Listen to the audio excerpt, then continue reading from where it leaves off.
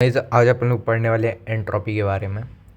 ठीक है, तो ज़्यादा टाइम वेस्ट नहीं करते हैं, तो शुरू करते हैं। यहाँ पे पहले तो अपन ये जानते हैं एंट्रोपी का मतलब क्या होता है।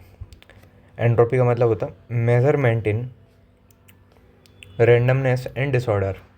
इसका मतलब क्या होता कि जैसे समझो कोई भी अपन काम कर रहे हैं, उस काम में कितनी प्रोबेबिलिटी होती है कोई चीज़ को होने की। लाइक अपन डाइस से कोई गेम खेल रहा है, ठीक है, अपन ने लूडो खेला, उसमें जो डाइस फेंका अपन ने, तो डाइस में कितनी रैंडमनेस होती कि वो नंबर कितनी बार आए, लाइक 5 बार 6 बार, तो रैंडमनेस हो गई।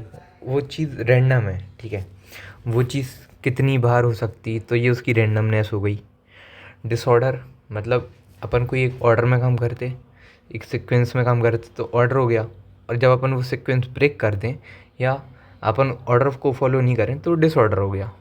ठीक है, तो एंट्रोपी अपन को क्या मतलब ये बताती है, जब कोई भी अपन की रिएक्शन हो या कुछ भी हो गया, जब वो रैंडमनेस और डिसऑर्डर को शो करे तो उसी को एंट्रोपी कहते हैं। ठीक है, जैसे कि यहाँ पे आप समझ सकते हैं increase in disorder, increase in entropy. मतलब अगर डिसऑर्डरनेस बढ़ेगी, यानी कि जो ऑर्डर ब्रेकिंग होती, ऑर्डर की सीक्वेंस ब्रेक कर रहा है, मतलब डिसऑर्डरनेस बढ़ रही, तो एंट्रोपी बढ़ेगी। ठीक है,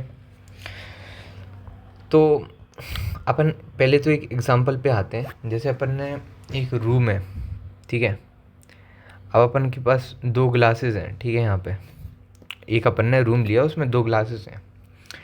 एक ग्लास में अपन ने लिया आइस, एक में लिया अपन ने वाटर। तो ये बता सकते हो आप इसमें एंट्रोपी किसकी ज़्यादा है, एंट्रोपी किसकी ज़्यादा है, आइस वाले की या वाटर की? तो आप लोग कहोगे कि एंट्रोपी वाटर की ज़्यादा, सॉरी इसकी ज़्यादा है, आइस की। ठीक है, बट ये गलत हो जाएगा, एंट्रोपी लिक्विड की ज़्यादा है। ठीक है, तो मतलब कैसे भी देख सकते हैं। देखो, एक तो सॉलिड की जो एंट्रोपी होती है वो कम होती, मिनिमम होती, और जो लिक्विड की होती है उससे ज़्यादा होती। वो भी मैं बताऊँगा क्यों होती। पहले ये समझो, आइस का जो टेम्परेचर होता वो ज़्यादा कम होता, मतलब बहुत कम होता, माइनस में होता। और जो ये होता ना, मतलब अपना 0 डिग्री तो फ्रीजिंग पॉइंट होता, ठीक है। तो जब आइस जमती है तो मतलब 0 के नीचे चली गई आइस, तभी तो वो जमी है, तो उसका टेम्परेचर कम है। एंड अपन यहाँ पे देख सकते हैं कि जो वाटर है, इसका टेम्परेचर नॉर्मल रूम के हिसाब से होगा, यानी कि इसका टेम्परेचर ज़्यादा होगा, टी यहाँ पे ज़्यादा होगा। तो पहले तो अपन ये समझ सकते हैं हाई टेम्परेचर मतलब कि आइस के कंपेयर में इस आइस के कंपेयर में पानी का टेम्परेचर तो ज़्यादा है ना, यानी कि जो अपनी आइस है, आइस का टेम्परेचर माइनस में है, इसका पॉजिटिव में है। अब मुझे ये बताओ, -27 डिग्री ज़्यादा है या 27 डिग्री ज़्यादा है? ये वाला टेम्परेचर ज़्यादा है ना, ये तो कम है, ये तो ठंडा, ये ज़्यादा ठंडा है, COLD कोल्ड है, ये हॉट नहीं है, इसको नॉर्मल कह सकते हैं। ठीक है, तो बस वही है। अब इसका कॉन्सेप्ट आपको समझ आ गया होगा, हाई टेम्परेचर यानी हाई एंट्रोपी, लो टेम्परेचर मतलब लो एंट्रोपी। इसीलिए इसका एक तो देखो टेम्परेचर भी लो है और इसका टेम्परेचर ज़्यादा है, और दूसरी चीज़ ये सॉलिड है, ये लिक्विड है। तो सॉलिड है इसका मतलब यहाँ पे सॉलिड की जो एंट्रोपी होती वो कम होती, और लिक्विड की एंट्रोपी सॉलिड से ज़्यादा होती। ठीक है, सॉलिड से लिक्विड की ज़्यादा होती है एंट्रोपी, ये कह सकते हैं, क्योंकि इससे ज़्यादा गैस की होती है, वो भी मैं बताऊँगा। अब आ जाते हैं अपन कॉन्सेप्ट पे। तो पहले तो एक स्टेट फंक्शन है। ये स्टेट फंक्शन क्या होता, लाइक 2 फंक्शन होते, एक पाथ फंक्शन होता है, एक स्टेट फंक्शन होता। पाथ फंक्शन में जो अपन कोई रिएक्शन करवाते या कोई भी अपन, जैसे प्रेशर वॉल्यूम टेम्परेचर, वो दूसरी अपन रिएक्शन पे जा रहे हैं। ठीक है, जैसे ये अपना मान लो रिएक्टेंट है, यहाँ अपन ने प्रोडक्ट लिया, ठीक है, प्रोडक्ट है, तो इसकी आएगी V2 P2 T2, ठीक है। तो अब अपन इसको करवाने के लिए कुछ ना कुछ तो पाथ में जाना पड़ेगा ना, कुछ ना कुछ पाथ फॉलो करना पड़ेगा, ठीक है। तो स्टेट फंक्शन में क्या होता है, इस पाथ पे कुछ डिपेंड नहीं करता, ये पाथ किसी काम का नहीं है, पाथ से कोई मतलब नहीं होता, मतलब किससे होता है, रिएक्टेंट और प्रोडक्ट के डायरेक्ट कॉन्टेक्ट से, तो इसको स्टेट फंक्शन कह दिया, ठीक है। इसमें पाथ का यूज़ नहीं होता, पाथ से कोई पता नहीं चलता, इक्विलिब्रियम वगैरह कंडीशन होती तो उससे कोई मतलब नहीं होता। अब एक्सटेंसिव प्रॉपर्टी का सिंपल सा फंडा यह है कि जिसको अपन मेज़र कर सकते वो है एक्सटेंसिव प्रॉपर्टी, और जिसको मेज़र नहीं कर सकते वो हो जाती है अपनी इंट्रिंसिक प्रॉपर्टी। अब अपने दूसरे कॉन्सेप्ट पे आते हैं, सॉलिड लिक्विड गैस। तो यहाँ पे अपन समझ सकते हैं जैसे कि सॉलिड के जो मॉलिक्यूल्स होते हैं वो टाइटली पैक्ड होते हैं, ठीक है, बहुत क्लोज पैक्ड होते हैं, तो ये मूवमेंट कम शो कर पाते हैं, दबे दबे रहते हैं, इसमें रैंडमनेस डिसऑर्डरनेस कम है, ठीक है, मतलब ये वाइब्रेट हो रहा है, बस एक जगह पे इकट्ठे हैं, इनके अंदर जो रैंडमनेस होगी वो कम होगी, बहुत कम होगी, बहुत लो होगी, ठीक है, तो इनकी जो एंट्रोफी है वो कम होगी। वही अपन ने वाटर ले लिया, वाटर में ये थोड़े फैल जाएंगे, इसमें रैंडमनेस बढ़ जाएगी इनकी, ठीक है, ये फैल गए लिक्विड में जाके फैल गए, ये सॉलिड हो गया अपना, ये सॉलिड है, ये लिक्विड है, ये गैस है अपना, ठीक है, ये गैस है।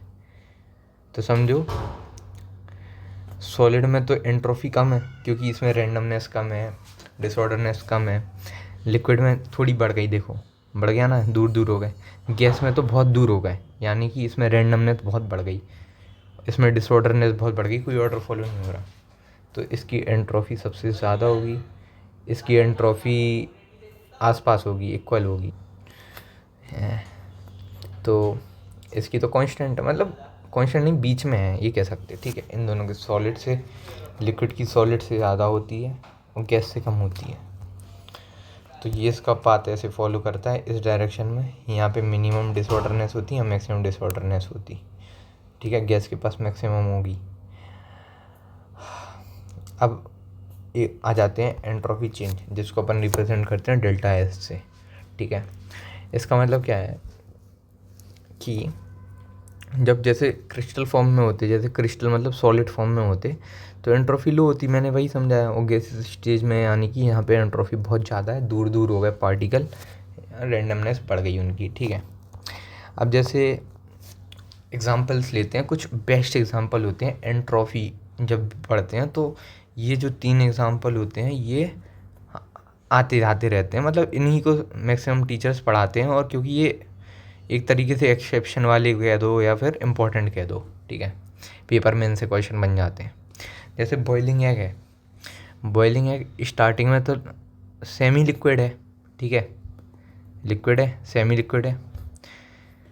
अब इसको, अब क्या होगा, इसको मैंने बॉईल कर दिया, ठीक है, बॉईल कर दिया, बॉईल करने पे इसका टेम्परेचर हाई हो गया, बहुत हाई हो गया संडे का टेम्परेचर, ठीक है, बट इसके अंदर जो सेमी फ्लूइड होता है, सेमी अपन बोल सकते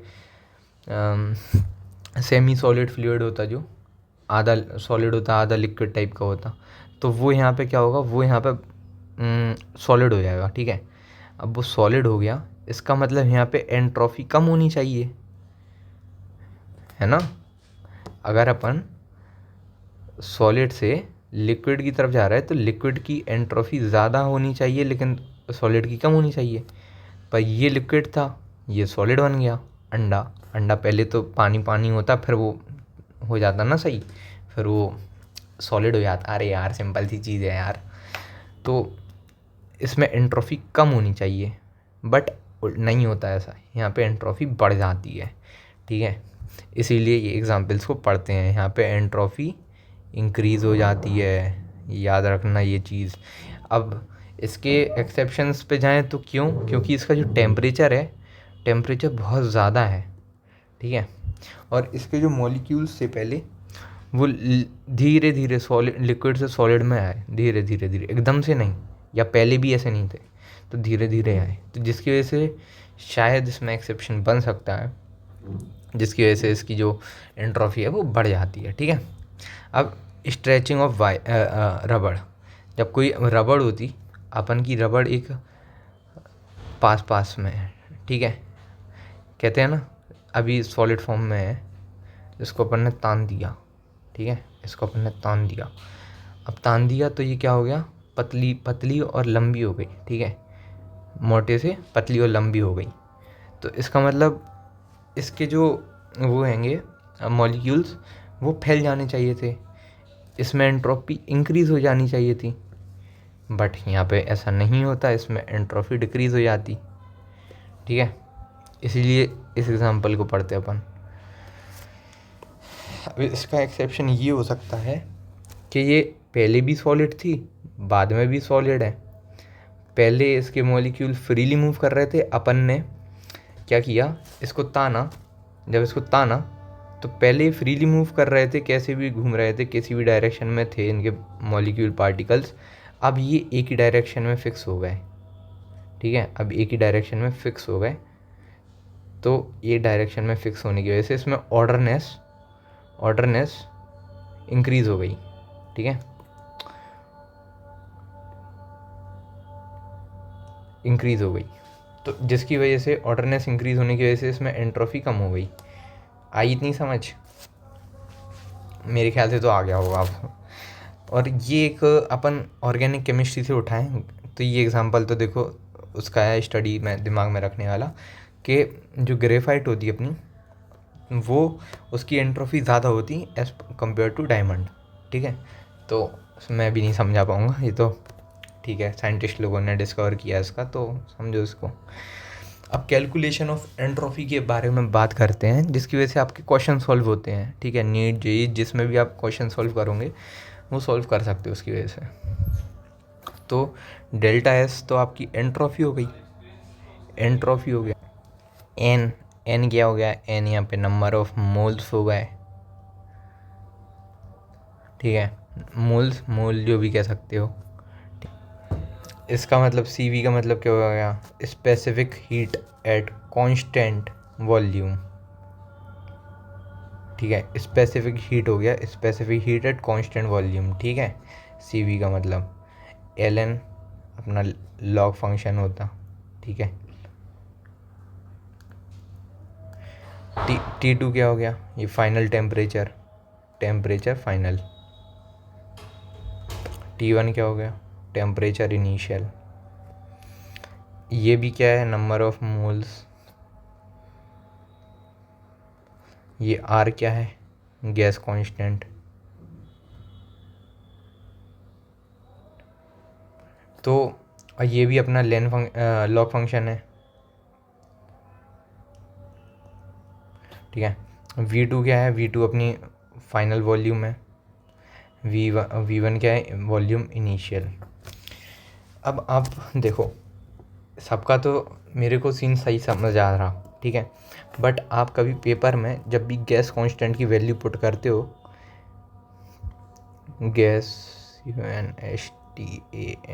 गैस कांस्टेंट की वैल्यू पुट करते हो, तो वहाँ पे आपको 3 वैल्यू पता चलती हैं। ठीक है, जूल में होती है एक लीटर में होती है, पर किलो मोल वो अलग कर दो, मैं तो सिंपल सी बता रहा है, जिसमें पूछते हैं जूल, लीटर और कैलोरी, तो इन सब की अलग अलग वैल्यू होती हैं गैस कांस्टेंट की। याद रखना, जिसमें आंसर पूछा गया हो ना पेपर में ऑप्शन में, वो जूल में हो सकता है, लीटर में हो सकता है, कैलोरी में होता, किलो जूल, किलो कैलोरीज इनमें भी होता। तो उसके हिसाब से अगर किलो आया तो आप 100 मतलब 10⁻³ या 10⁻³ से डिवाइड कर सकते। किलो में आया तो डिवाइड कर दो, मतलब किलो में निकालना तो इंटू कर दो, और इसमें नॉर्मल जूल में निकालना तो उसका डिवाइड कर दो माइनस में। तो ठीक है, समझ आ गया ये चीज़, वो समझ जाओगे कभी मैं उससे किलोमीटर से मीटर में कन्वर्ट हुआ हूँ ना, मीटर से किलोमीटर में, तो बस वही कॉन्सेप्ट है। ठीक है,